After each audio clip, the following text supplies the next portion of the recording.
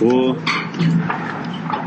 I'm gonna speak a little louder than I need to because the music's on. I don't want to make sure it gets it. And we'll record on here too, just in case. All right.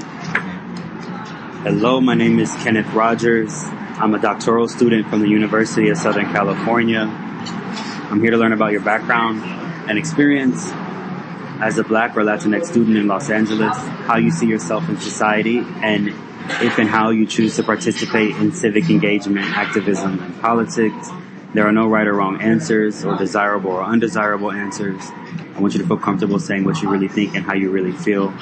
If it's okay with you, I'll be recording our conversation since it's hard for me to write down everything while simultaneously carrying an attentive conversation with you. Thank you for taking the time to talk with me today. The interview will take no more than an hour. During this time, there are several questions that we will cover.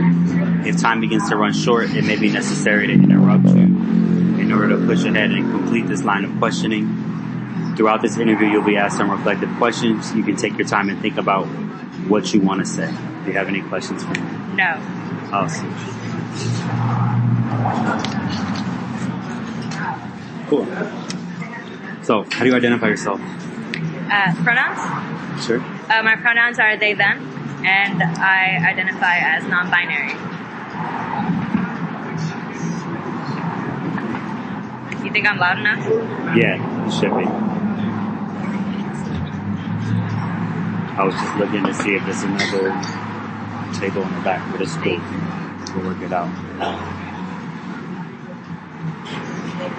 And are there any other identities that you assume? I'm Chicana, and I'm also Native.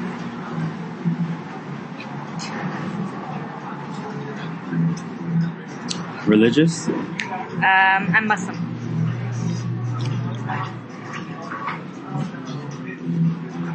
Raised Muslim or? No, I'm trying to revert right now. Talk to me about that.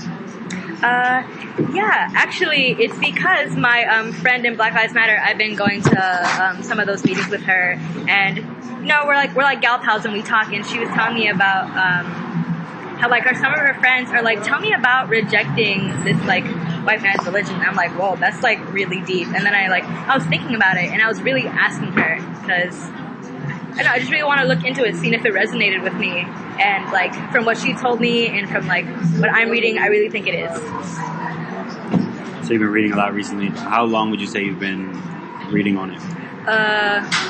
Probably 2 months ago is when I started looking into it.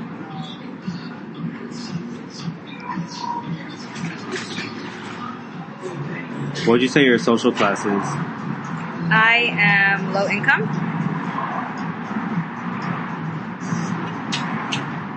You live with your parents? I live with one mom. What does she do? My mom has been a housekeeper since she moved here in 1995. Are you a citizen? Yes. Is your mom? Decline to answer.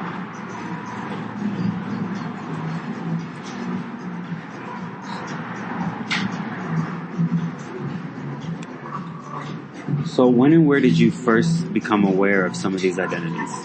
You can go separately through them if you choose to. Mm-hmm. When I was in middle school, maybe 7th grade, there was a lot of awareness about teen suicides of transgender people. And it really brought up that different thinking, because I don't think until then that was a thing people thought about, because why would you? You're fed this idea, you're given these genitals, and that's what you are, you think about that. But then I never knew that you could challenge that, because it's I feel if you feel differently in your head, and that's just in your head.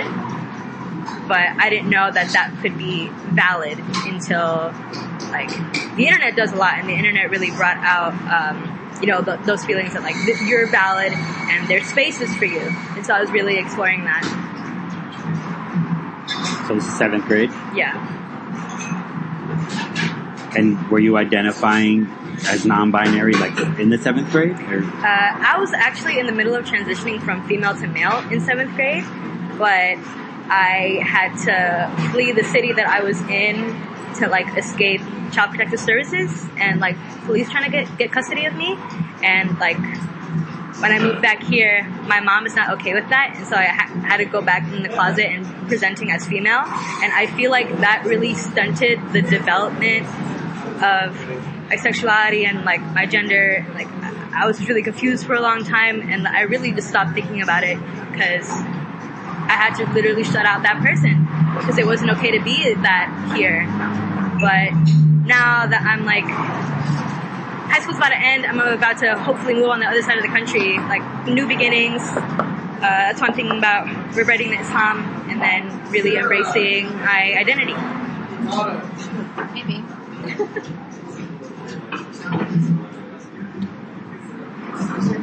How about the other identities we listed? You told me a little bit about the Muslim one.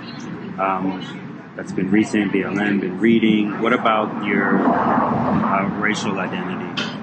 Or identities? My parents or my family has never really talked about it. I just know that my parents were from Mexico. My dad has one tattoo, and it's a tribal tattoo with like a significant leaf on it. And I always ask him about that, and he says that a lot of history is erased, a lot of history has been burned, and a lot of people have been killed, but like there's a couple things that he knows and there's a couple things that he's proud of. And I really, even though I don't know a lot about it, I'm trying to expand my knowledge and like really live by what he tells me. And I'm really trying to associate myself with other Native people. Recently, on Thanksgiving, I went to the Alcatraz celebration, the sunrise ceremony over there. How was that? That was really enlightening, and I felt so happy, and I felt so connected. Yeah, that really opened my eyes. You went up there? Yeah. You want to talk about it a little bit? I think I'm still in like thinking about it. Has anyone like helped you understand your identities better? Like family, friends, teachers? No, not really. I go to a majority black high school in LA, and my mom is very proud of being fair-skinned, and I haven't lived with my dad for so long to really talk to him about those kind of things. So it's never been like someone that I've never had a person to talk to about it, or never been like really encouraged to talk about it. What about with your friends? All my friends are black, really. I don't really have a lot of people to talk to about that. Even your other identities that we discussed in the beginning? No, I just started like publicly announcing my pronouns like 2 months ago, so that's also really new. Like that's been me in forever, but like I really committed to shutting out the person that I used to be to like protect myself, protect my identities. So now it's like a journey of trying to be that again. How's it been the last couple months then since you've been saying your pronouns? It's been good. I feel happy. It does put me in like a place where people can criticize me, but I take them as smooth as I can. I know that since I am so open and so active in my community and at school, like even when people say those things to me, I know I have to stand up, and I know I have to again take the punches as they come, because I'm so proud of who I am, and I need to show people that you can be influential, you can be great while still being these identities.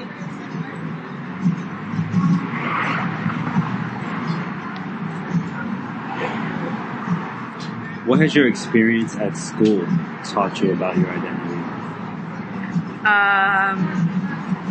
Particularly like high school, but if something else stands out, then you can talk about that too. You think you can maybe help me understand how I should answer? Yeah, no doubt. I'm asking if like any of your classes or clubs or anything you may have done like at school specifically has helped you to gain any sort of understanding of your identity and like who you are, if any of that has been accessed at all, or if most of it is not taking place in school at all.